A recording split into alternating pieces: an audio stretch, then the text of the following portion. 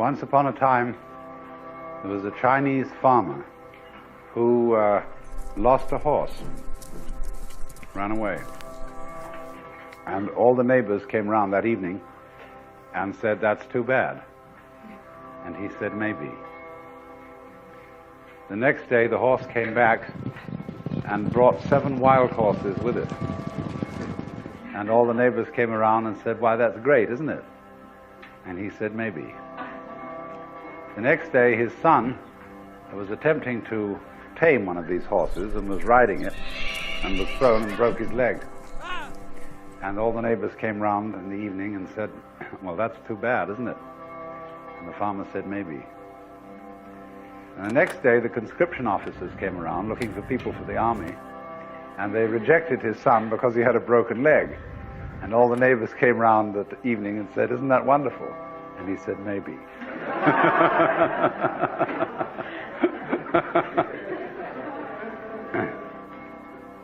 The whole process of nature is an integrated process of immense complexity,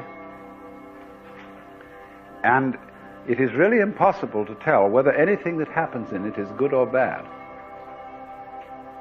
because you never know what will be the consequences of a misfortune, or you never know what will be the consequences of good fortune.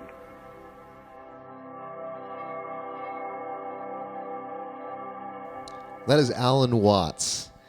He's an author, philosopher, spiritual teacher that I love, and I encourage you to check out any of his books. We have been in this series called The Field, and it's a series on non-duality. And we've been talking about how non-duality can be an incredibly positive experience, because it can be an experience of dropping our labels, of dropping categories, and just experiencing life as it is, without the chatter of our mind, without the labels that separate us and divide us from one another. Last week we talked about it in terms of a self-transcendent experience, where we leave even the categories of self and other, and we can see a unity among all of us. And yet, non-dual thinking can also be an important tool. It can be a spiritual compass to help us navigate the difficult moments of life, to help us navigate the unpredictability of life. How many days a week does something happen unplanned? 7? How many days a week does something happen that things did not go the way that we wanted it to go? And it's a frustration, it's a disruption. 8 days a week. And what I love about this parable is that things will happen, and what we tend to do is to want to put these things into dualistic categories. Oh yes, that was so good. Oh no, that was so bad.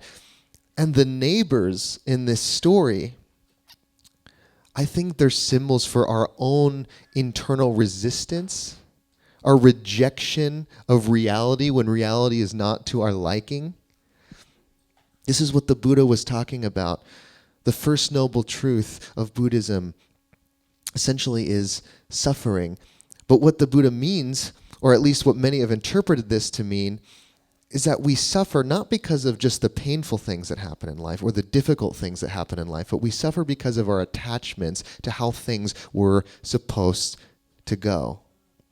The thing happens, but then there's also the resistance that we experience. Some have called this the second arrow. See, the first arrow is the thing, the pain, the challenge, and the second arrow is the feeling, oh, this isn't right, this is wrong, this shouldn't be happening, not to me. That's what I do anytime something happens, like I get a flat tire, and there's the pain of the flat tire, but then there's also the experience of like, why, God? Like, why are you doing this to me? Like, that nail could have gone in anyone else's tire on the road. There were 1 million people on the highway today, and it went in mine. What did I do wrong, you know? I have this belief that pain is more painful when we think that it's not supposed to be happening. I have a couple of tattoos, and they hurt, yes, but it's a pain that I was always expecting. and it's a pain that I was looking forward to in some ways, and it's a pain that I paid a lot of money for. But yet something far less painful like a bee sting can totally throw us off because it's not expected. It's a foreign object. It's danger, right? This is why stubbing our toe, it feels like the worst thing. I feel like when I stub my toe, I feel not only the pain in my toe, but a sense of betrayal, like why? How about this? I am a big fan of going into the sauna. Any sauna fans out there? It's remarkably low proportion of people in this room. It's true. All right. If you're new here, I've only lived here for 6 months, so that might be why. I love the sauna. Give it a year, but I love the sauna. And what's interesting about the sauna, at my gym, the sauna is 190 degrees, okay? Yeah, all right, it ain't nothing. Whatever. But if I were to walk outside and it were to be 190 degrees, I would think it was the apocalypse, right? So it's all about context. It's all about what we're expecting or not expecting. Again, in this story, the farmer, his response to all of it is an acceptance. It's a yes to everything.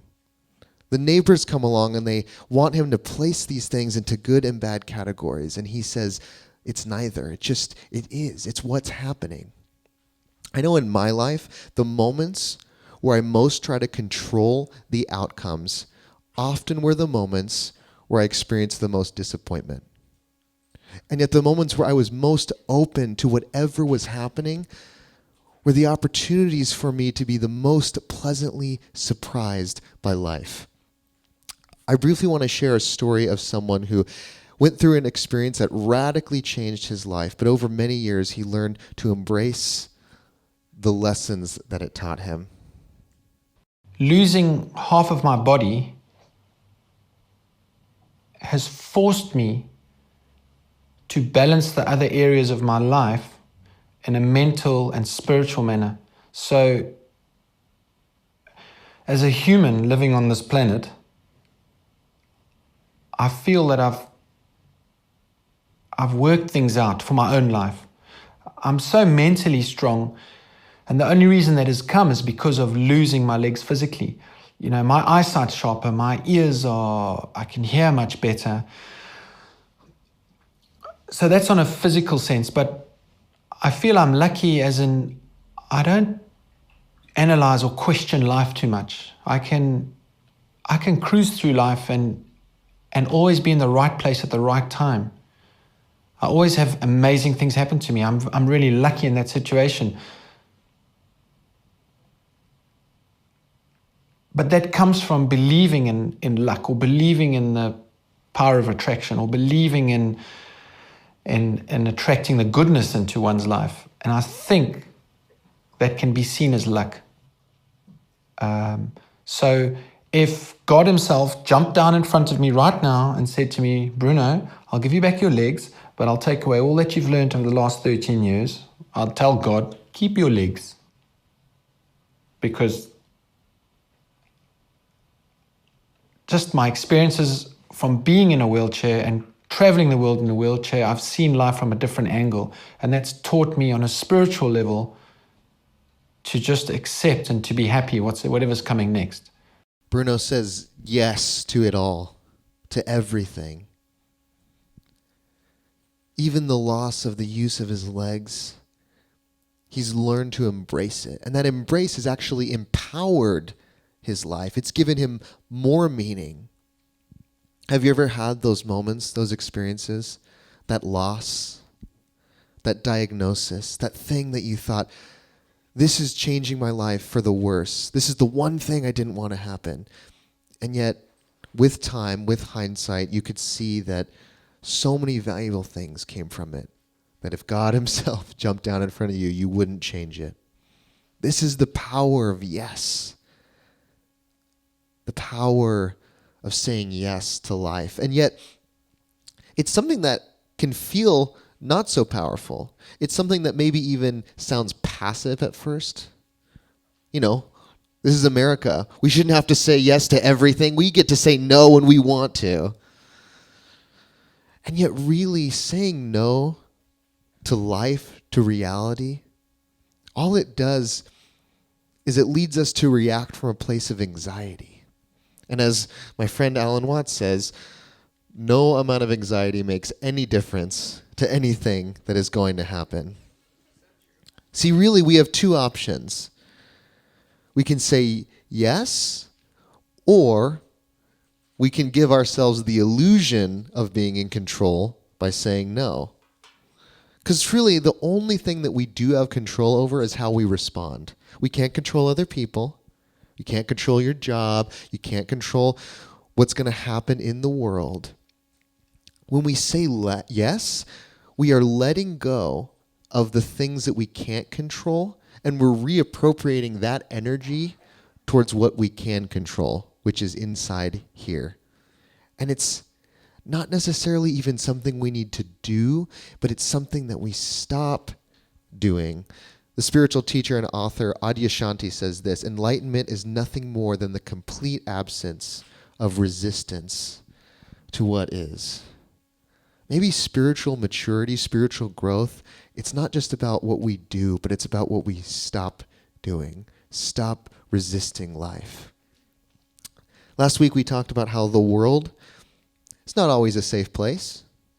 It's not always a predictable place. And so our tendency is to try to control as much as we can. And one of the ways that we do this is by categorizing things. More money, that's good. Less money, bad. I want more pleasure in my life, less pain. And yet, how often do these categories fail us? See, how often was it the difficult moments that grew us? How often was it the lost opportunity that opened the door for something new? One of my best friends had an experience where a couple years back, he was at the height of his career. He had worked so long and so hard, and he was really at the pinnacle of his career, and he was laid off. And it was very difficult and challenging, not just financially, but for his own sense of identity. What has all this work been for? Why is this happening? And yet, through that year of looking for a new job, of transitioning, at first there was resistance, but he began to let go. He began to take longer walks with his dog. He began to meditate. He began to give himself permission to read, to relax, and to just be. And what he learned throughout that year was that he had not been giving himself the proper work-life balance that he so desired. And he realized that if he was going to go back and find another job, it would need to be different. It wasn't just about going back to the way things were. It was about finding something that could support his newfound understanding of spiritual health in his own life. And so when he did begin to reemerge and look for jobs, he didn't say yes to the ones that were giving him the same amount of money and the same amount of pressure. He found the thing that was exactly right for what he realized. And yet, of course, it came out of a situation that he wouldn't have asked for in the moment. If everything always went our way, I don't think we'd actually reach our fullest potential.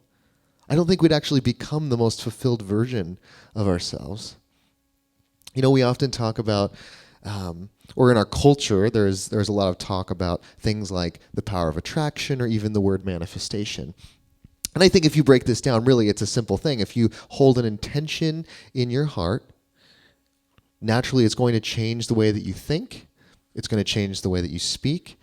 And then when you're saying different things, when you're speaking empowered and believing in yourself, then it's going to change the way that people respond to you. It's going to change what you do. And so it doesn't have to be necessarily such a woo-woo thing that when we hold an intention, things happen. But something that I've wondered when it comes to this idea of manifestation and attraction is, do I even know what I want? If I were to hold an intention in my heart, how do I even know that that's the best thing for me? See, sometimes the best things come out of the worst things, right? And sometimes the things that we have such high expectations for and high hopes for, those are the things that often fail or disappoint us.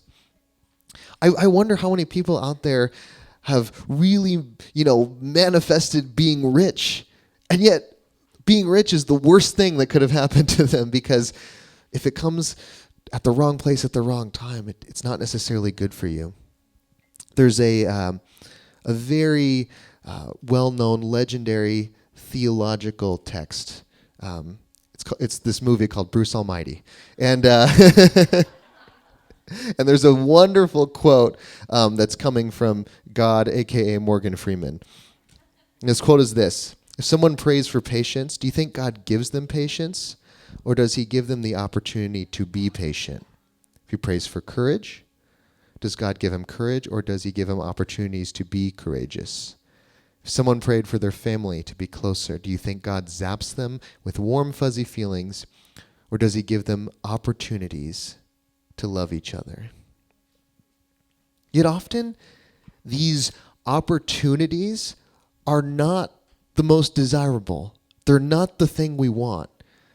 An opportunity to be patient is probably something that would normally make us the most impatient, okay? Next time your flight is delayed, that's your opportunity to be patient.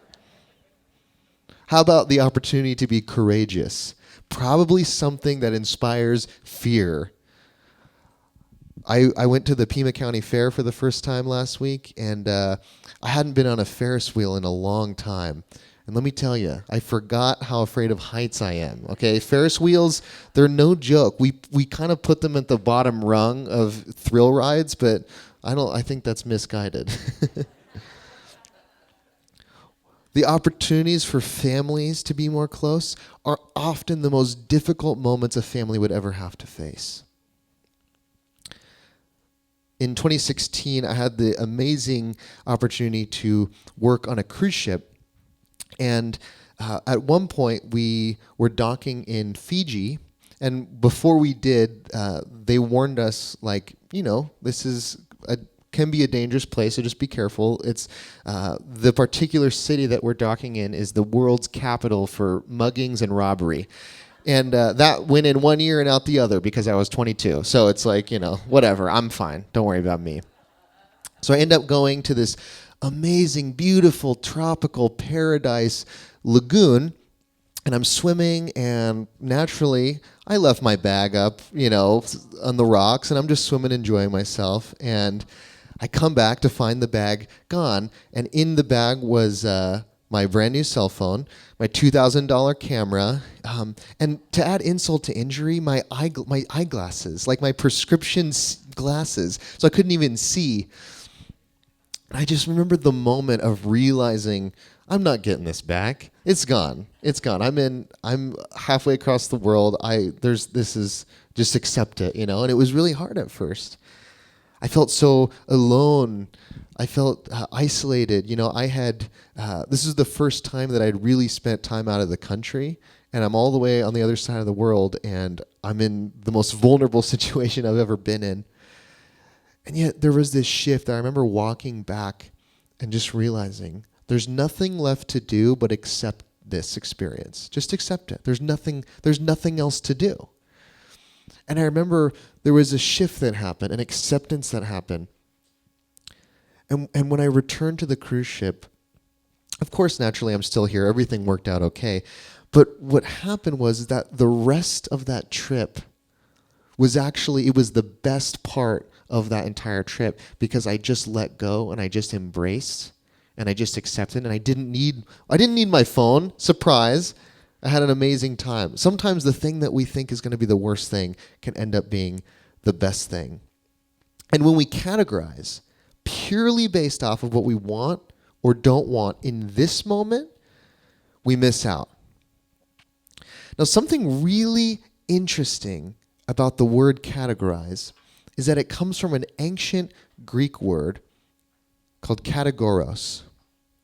And this word, interestingly enough, is an ancient word for prosecutor or accuser or to make an accusation. Now, what's very interesting is that this word is specifically used in reference to Satan whenever Satan shows up in the Old Testament. Now, I just want to be crystal clear. There are a lot of lawyers here at Aldea, and I want to be very clear. I am not in any way saying that you are like the devil.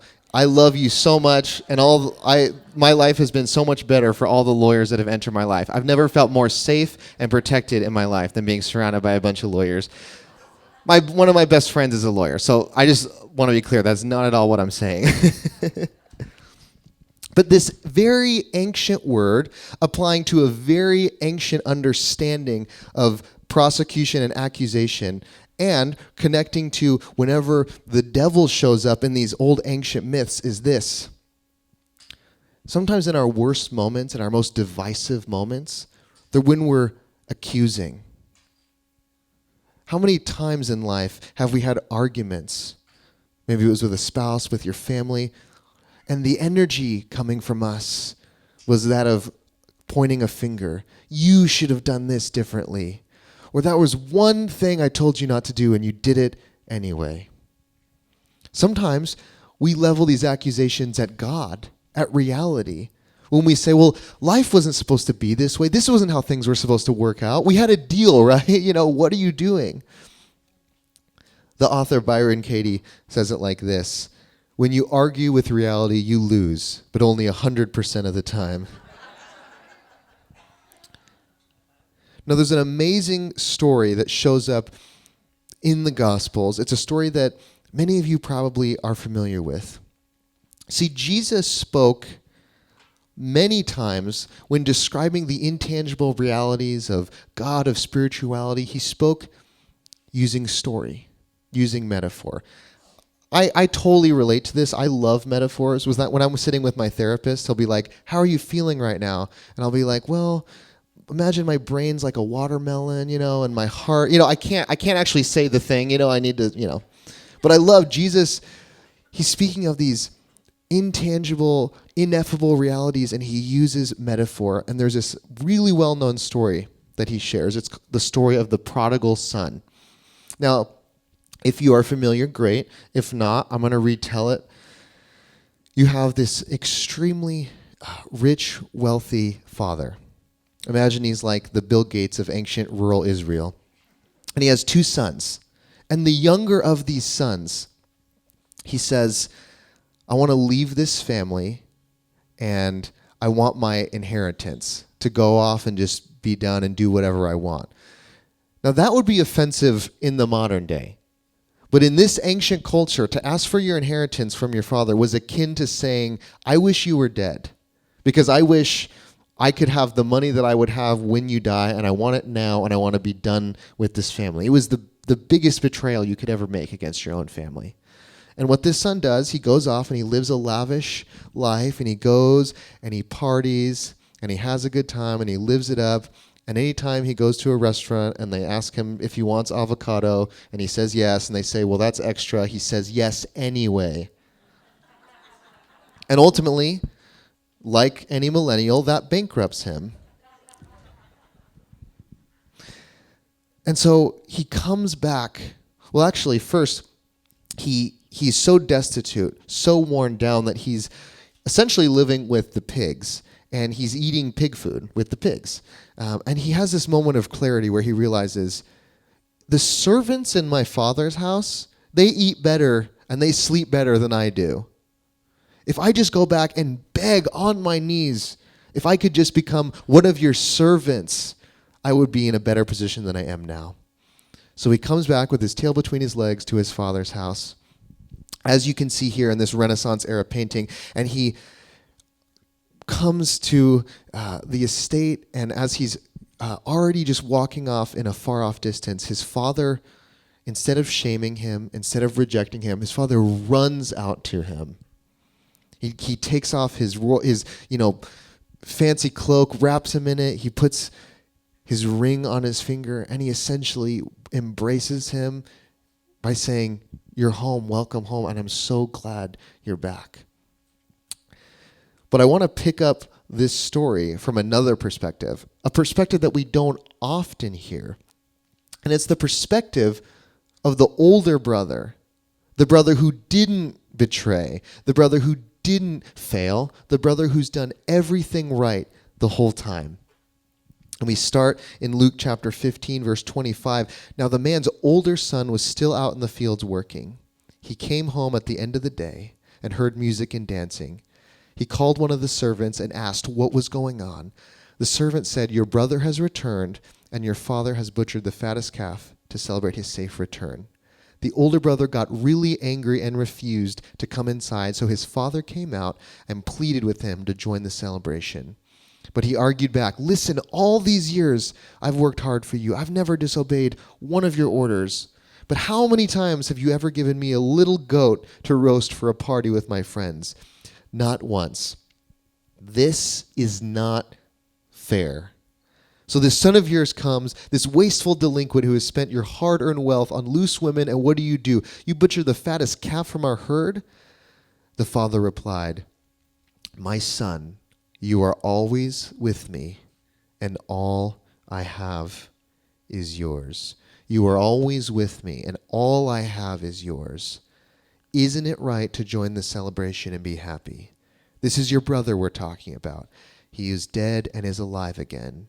He was lost and is found again. Now this older brother, he's a bit smug. Take a look at, if we zoom in on this picture a little bit, look at that face. He's like, Or there's another painting that I found that I really loved. This is the same scene, different painting, and this is the older brother. He's like, "What? What's happened? What?" "This is not fair," he says. It's the accuser. You never have done any of this for me, and I've been good the whole time. And what does his father say? "You are always with me, and all I have is yours." The door has always been open to you. You've always belonged. And what's interesting is this story, it ends on a bit of a cliffhanger, because it ends with this invitation that the father gives to the son.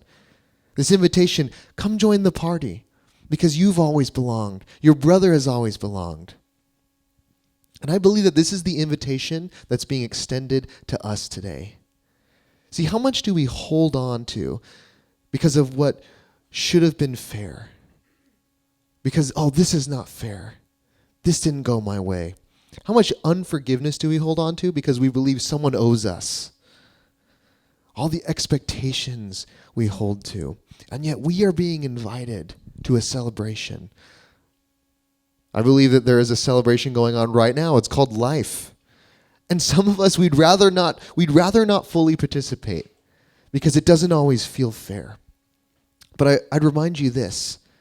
Okay, none of this is fair. There's an equation by an astronomer and mathematician. It's called the Drake equation. And it reminds us of how rare and lucky we are to have life on this planet. Only 1 in a million planets has the right combination of chemicals, temperature, water, days and nights to support planetary life as we know it. How fair is that? Or how about this? I've shared this before, but this is just to get life on planet Earth. But how about the equation of getting you specifically, all your ancestors, all the things that could have happened thousands, millions of years back? This is the number of the likelihood that you would be you. 1 in 10 to the 2,685,000 power. That's 10 with 2 million zeros, okay? You are always with me, and all I have is yours. See, forgiveness, it's dropping the debt because none of this is fair. So why should it start with me? Why should I be the judge? Why should I decide what's fair and what's not fair when the whole thing is blessed? The whole thing is a gift. Unforgiveness is saying, I want to continue to be the judge of my life. Richard Rohr speaks about forgiveness. He says, forgiveness becomes central to Jesus' teaching because to receive reality is always to bear it. To bear with reality for not meeting all of our needs.